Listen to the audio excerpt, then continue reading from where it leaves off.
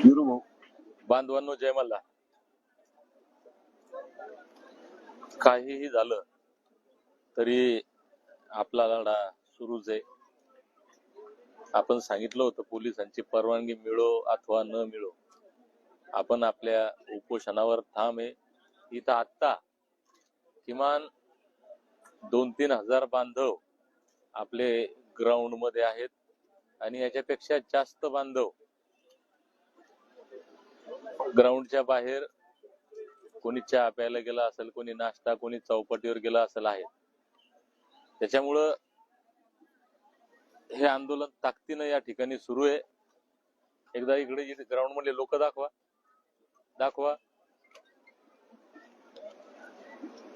इकडचे दाखवा, इकडे श्याम, इकडे जाऊन पलीकडच्या पॅसेज मध्ये जाऊन दाखव. तुम्ही पाहू शकता अजून या ठिकाणी लोक फार मोठ्या प्रमाणात आहे. आपल्याला परवानगी या ठिकाणी रीतसर मिळालेली आहे. त्याच्यामुळं गावाकडनं येण्यासाठी कसल्याच प्रकारची अडचण आपल्याला नाहीये. महाराष्ट्रातल्या प्रत्येक मल्हार मावळ्यांना हे इकडे वांजरशी इकडे आहे ना, अशी उजेड सोडा, या द्या इकडे कागद.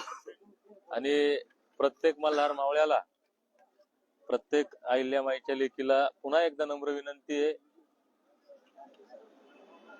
शासन समाजाची परीक्षा पाहतय. फडणवीस साहेब धनगरांची परीक्षा पाहते. धनगरांनो, माझी परीक्षा आता पाहू नका. मी वारंवार सांगतोय, माझी परीक्षा पाहण्यात समाजाला नापास करू नका. कारण माझी परीक्षा तुमच्या सोबत होते. नापास झालो काय आणि पास झालो काय, पण समाजाची परीक्षा फडणवीस साहेबांसोबत होते. त्याच्यामुळे त्या परीक्षेत नापास होऊ नका. आम्ही का थांबू नये माहिती, इथं 18 तारखेला सगळे लोक या ठिकाणी म्हणाले होते की दीपक भाऊ, हे आंदोलन स्थगित करू. लोक नाही, वेगवेगळ्या अडचणी, वेगवेगळे कारण. मी म्हणलं नाही, मला माहितीये महाराष्ट्रातला धनगर या आंदोलनाप्रती संवेदनशील आहे. निश्चित काही अडचणी आपल्या होत्या. त्या अडचणीवर मात करून तुम्ही 23 तारखेला याल म्हणून 4 दिवस आम्ही मच्छरांमध्ये काढले. काल माझी तब्येत, म्हणजे मलाही 5 मिनिटाकरता भीती वाटली होती. कारण लास्ट टाइम जालन्याला डॉक्टरनं सांगितलं होतं की तुम्हाला कोणत्याही क्षणी पॅरालिसिसचा अटॅक येऊ शकतो. आणि काल ज्यावेळेस ती परिस्थिती झाली, मला त्या डॉक्टरांचं वाक्य आठवलं आणि लक्षणं सगळी पॅरालिसिसची होती. मी 5 मिनिटाकरता घाबरलो की आता आटोपलं, पण मी मरणाला घाबरलो नाही भावांनो. मी घाबरलो की मी जर माझं काही बरं वाईट झालं तर तुम्ही लोक आक्रमक व्हाल. तुम्ही लोक आक्रमक झाले, काहीतरी गोंधळ होईल, हे आंदोलन भरकटल. म्हणून मी प्रार्थना करत होतो की बाबा किमान 2 दिवस हे आंदोलन यशस्वी होईपर्यंत राहू दे, मग गेलो तर चालतं. आता मी आजही चांगला राहिलो, उद्याही चांगला राहणार आहे. त्याच्यामुळे आता तुम्ही निघा. आता जर निघाला नसताल तर हा व्हिडिओ पाहून सकाळी निघा.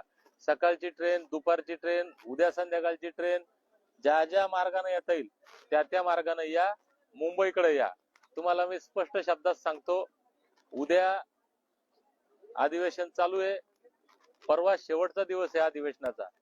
त्याच्यामुळे परवा 25 तारखेपर्यंत जितक्या धनगरांना मुंबईकडे येता येईल तितक्यांनी या.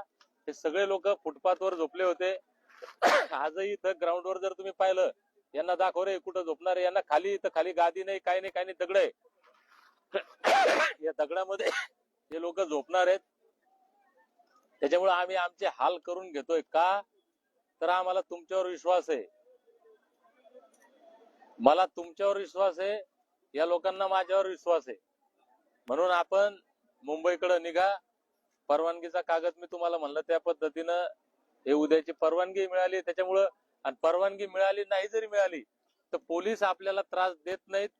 पोलीसही आपलेच आहेत, पण ही परवानगी मिळाली आहे. त्याच्यामुळं पोलिसांनी त्रास देण्याचा विषयच येत नाही. जर कुणाच्या मनामध्ये पोलिसांविषयी भीती असेल तर कृपया ती बाळगू नका.